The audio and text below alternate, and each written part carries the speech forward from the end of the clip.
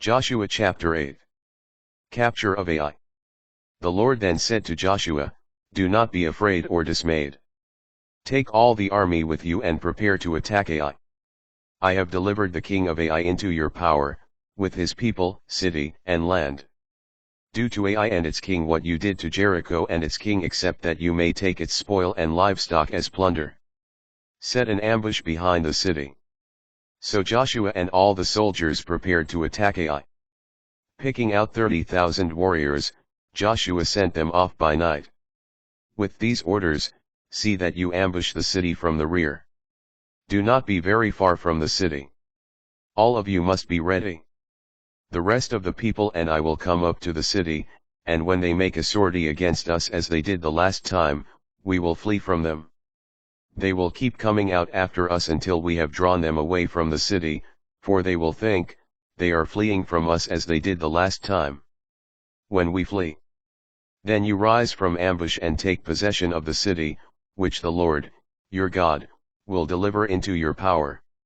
When you have taken the city, set it on fire in obedience to the Lord's command. These are my orders to you." Then Joshua sent them away. They went to the place of ambush, taking up their position to the west of Ai, toward Bethel. Joshua, however, spent that night with the army.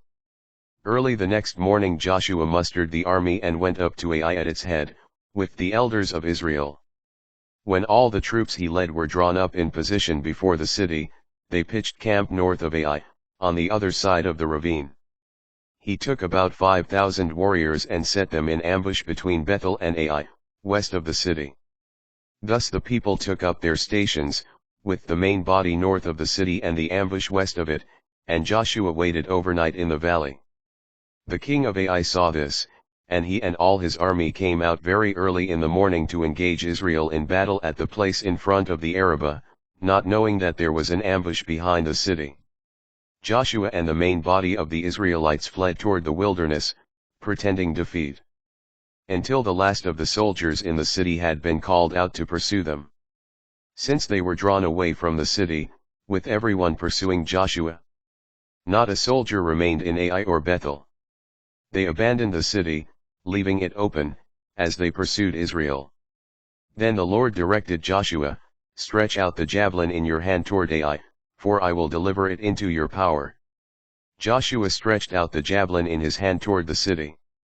And as soon as he did so, the men in ambush rose from their post, rushed in, captured the city, and immediately set it on fire. By the time the army of Ai looked back, the smoke from the city was going up to the heavens.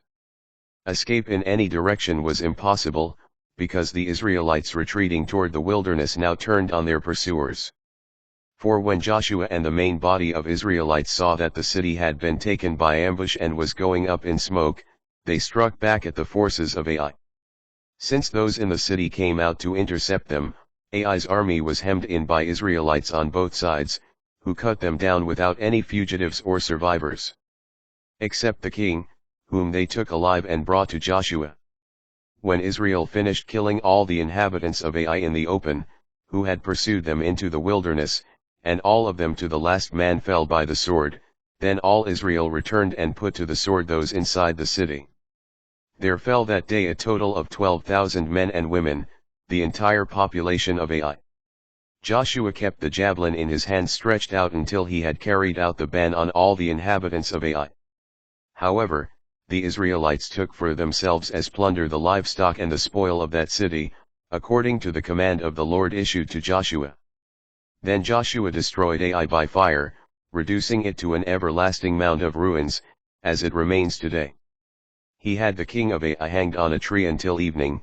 Then at sunset Joshua ordered the body removed from the tree and cast at the entrance of the city gate, where a great heap of stones was piled up over it, which remains to the present day. Altar on Mount Ebal.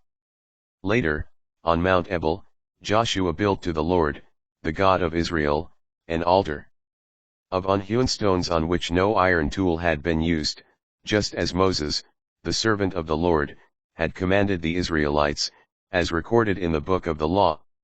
On this altar they sacrificed burnt offerings to the Lord and made communion sacrifices. There, in the presence of the Israelites, Joshua inscribed upon the stones a copy of the law written by Moses. And all Israel, resident alien and native alike, with their elders, officers, and judges, stood on either side of the ark facing the Levitical priests who were carrying the ark of the covenant of the Lord. Half of them were facing Mount Gerizim and half Mount Ebal, just as Moses, the servant of the Lord, had first commanded for the blessing of the people of Israel. Then were read aloud all the words of the law, the blessings and the curses, exactly as written in the book of the law. Every single word that Moses had commanded, Joshua read aloud to the entire assembly, including the women and children, and the resident aliens among them.